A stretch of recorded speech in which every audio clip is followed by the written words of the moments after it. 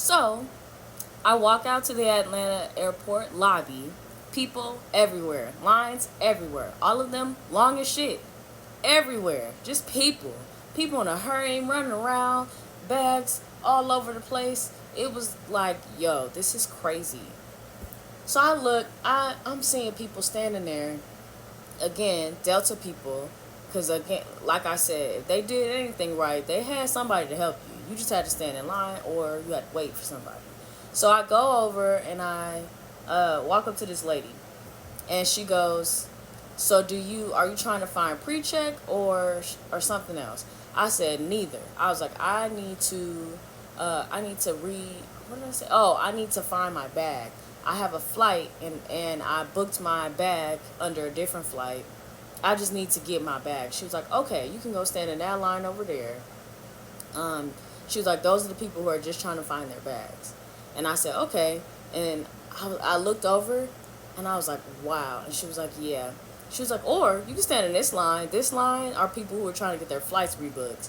And I said, I'm gonna stand in this line because even if I get up to the podium, I'm asking for something this big on a scale of like a million. You know what I'm saying? So I was like, at the very least, she'll be able to say, okay, we'll just transfer your bag or I'll do it in the system or whatever. When I tell you I stood in that line for an hour and a half, I stood in that line for an hour and a half. We talking Disney numbers. Like, I can't even believe I did that. I still think back like, wow, I really stood there for that long because I had to figure out I didn't have any other options. So when I'm standing in the line, I look on the app, my flight that I just purchased was canceled.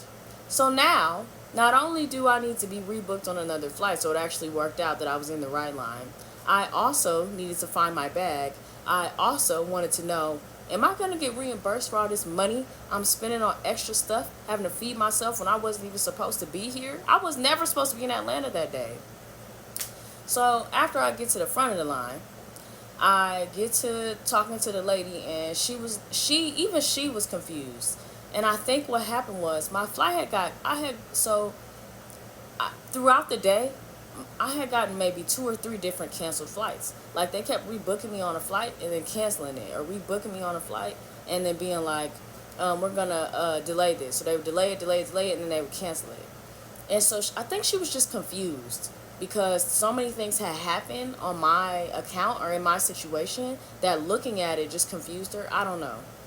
So I asked her all my questions, and the last question was, okay, so I need to get my bag. Or not my last question, my second to last question. I said, I need to get my bag. I don't know where it is. I was originally on this flight. So I tell her the flight number. She's like, oh, okay, your bag has actually been rebooked on the flight before yours takes off, so it'll be there when you get there. I said, I'm not on a flight. And she was like, yeah, you are. I was like, I'm not on a flight. I just bought a flight that was supposed to leave at, I think it was supposed to leave at 7 something. I can't remember. It was supposed to, or maybe 8. It was supposed to leave, but now it was canceled. And she was like, you are on a flight. And so she pulls up and she says the flight number. And I was like, that's the flight number for the flight that got canceled this morning. So I think what happened was she had mixed them up and thought I was leaving at 10 tonight, but that was the flight that was supposed to get me to Myrtle Beach by 10 o'clock this morning. And so she was like, I am so sorry. She was like, okay. So she scrambles. She finds a flight. She said, this flight is leaving at 8 o'clock. At this time, it's like 7:25. So she's like, you need to get to the gate now. She was like, do you have pre-check? I said, yes. And she was like, great. Go to pre-check. Don't stop nowhere. Get on the train. Go directly to the terminal. Don't get no water. Don't get no food. Leave right now. I said, right now? She was like, right now. So she hands me the ticket, and I take the fuck off. I was like, thank you, and ran. So I get to the gate. I get on the plane. I get to Myrtle Beach. I think I got there around 10 at night, 11 at night. I don't even know. It was late. My family picked me up from the airport. Had a great time, the family reunion. I'll probably debrief that in another Little Mo Travels video. I know I haven't been on here in a really long time, but I have been traveling. I've just been really busy traveling. So anyway, I get to Myrtle Beach, and I was concerned because, man, people's bags have been disappearing. The whole day I've been hearing people say, okay, well, I was on this flight, now I'm on this flight, and they're saying they don't know where my bag is at. People saying, oh, well, my bag, it was in Philly. Now it's in, like, I don't know, Miami or something like that. I just been hearing stories all day, so now I'm freaking out. Like, okay, I get down there, my family's down there, I hug them, and everybody's happy to see me because I was supposed to be there at 10 a.m. and I'm here a whole 12 hours later. So we're standing in line thinking that the bags are going to be at this, that they're not coming out of the carousel, that they're going to be at the lost bag section.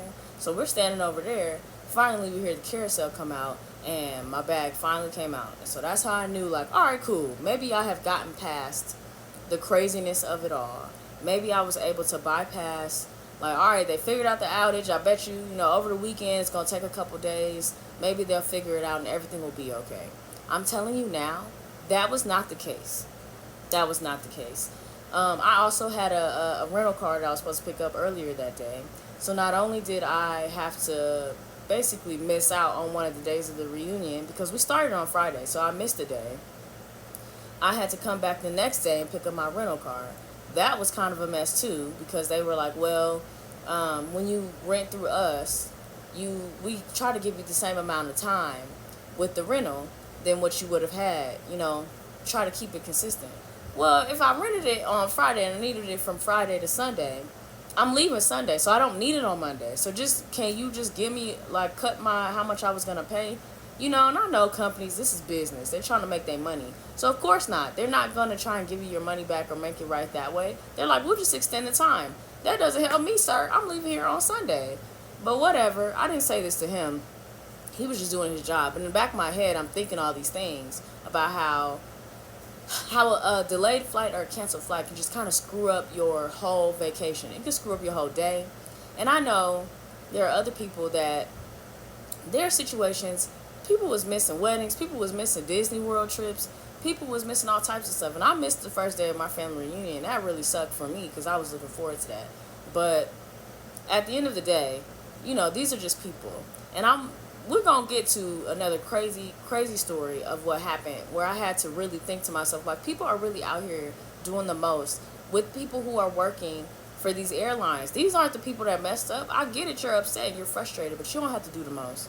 So I didn't say this to this man, but I was thinking in the back of my head, like, what am I going to do with the car on Monday if I'm going to be gone on Sunday? But anyway, so that's how I got to Myrtle Beach. Next video is leaving Myrtle Beach.